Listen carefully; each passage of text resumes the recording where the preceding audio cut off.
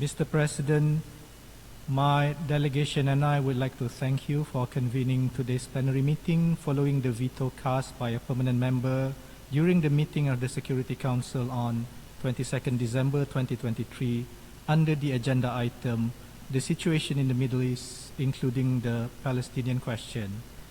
While we welcome the convening of this meeting in pursuant of General Assembly Resolution 76262, we regret the exercise of the veto by a permanent member of the Security Council, which has led to this plenary meeting.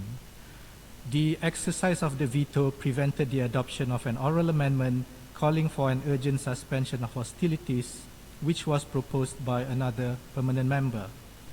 Malaysia believes that the call for an urgent suspension of hostilities, which has received 10 votes in favor in the Security Council, would have made a significant difference if it was not vetoed. With the Security Council resolution calling for an urgent suspension of hostilities, the killings of innocent Palestinian civilians could have been stopped and more humanitarian aid could have reached those in desperate need.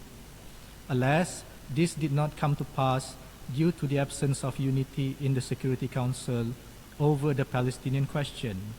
Unconditional support of a permanent member towards Israel has once again prevented the Security Council from discharging its primary responsibility under the Charter of the United Nations, leading to further loss of innocent lives on a daily basis. Mr. President, as it stands, the death toll in Gaza has reached more than 22,000, out of which about 70% are women and children.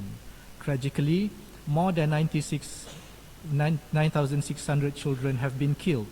Many more are maimed and orphaned.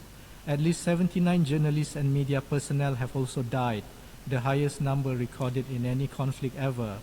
In addition, 146 UN staff have also been killed. How many more innocent lives, humanitarian and health workers, media personnel, the elderly, women and children have to die before those opposing a ceasefire in the Security Council can see that enough is enough? My delegation continues to be appalled over Israel's continued belligerence in Gaza with excessive and disproportionate force, showing utter disregard towards its duty to protect civilian and civilian infrastructure. Hospitals continue to be targeted and there is little protection for health and humanitarian workers. The flow of humanitarian aid into Gaza and throughout Gaza continues to be impeded. UN humanitarian agencies have long described the humanitarian condition in Gaza to be dire. 3 months into the war, Martin Griffiths, the head of UN OCHA, said that the people in Gaza face daily threat to their very existence and Gaza is now uninhabitable. He warned that famine is looming and a public health disaster is unfolding in Gaza. 87% of the Gaza population, that is 1.9 million of Gazans, have been internally displaced a few times over. For a long time since the war began, there has not been any place that is safe in Gaza. Israel forces have been relentless in bombing the Gaza Strip, including in the south, where it had told Palestinians to evacuate to. We condemn and reject the calls by some Israeli ministers and legislatures for the Palestinians to be resettled out of Gaza. This brings to mind ethnic cleansing and is a clear violation of international law. Malaysia joins other member states in calling for the Security Council to shoulder its responsibility in maintaining international peace and security. The Council must act responsibly and decisively to stop Israel's unlawful collective punishment of the Palestinians. As the war in Gaza rages on, we will soon come to a point where any Security Council's action would only be too little too late.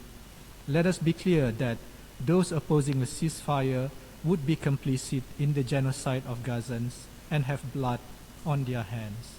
Mr. President, the impunity enjoyed by Israel challenges the legitimacy of international law. It also undermines efforts towards a peaceful, just, and lasting solution to the conflict in accordance with the two-state solution.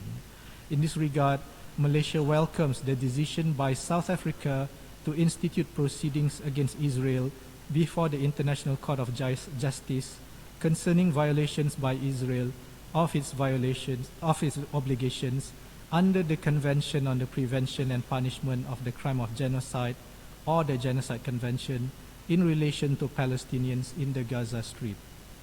The proceedings against Israel before the ICJ is a timely and tangible step towards legal accountability for Israel's atrocities and violations of international law in Gaza and the occupied Palestinian territory at large. Mr. President, Malaysia holds the position that the exercise of the veto by permanent members of the Security Council should be regulated to prohibit it from being used unjustifiably or abused by permanent members against the wishes of the majority of member states. It should not be used in situations involving mass atrocity crimes such as genocide, crime against humanity, or war crimes. Malaysia is also of the view that to be effective and more accountable, the veto should be exercised by at least 2 of the P5 members and supported by 3 non-permanent members of the Security Council. The decision then must be supported by the General Assembly with a simple majority vote. However, in the long run, we believe that the veto has no place in a modern and democratic multilateral architecture. Malaysia wishes to reiterate our call for the veto to be abolished. Mr. President, the veto and its undemocratic nature runs against the very principles that the United Nations was built upon. Malaysia will continue to work constructively with other member states through the intergovernmental negotiations on the Security Council reform towards improving the United Nations to make it more efficient, open, transparent, and inclusive. I thank you.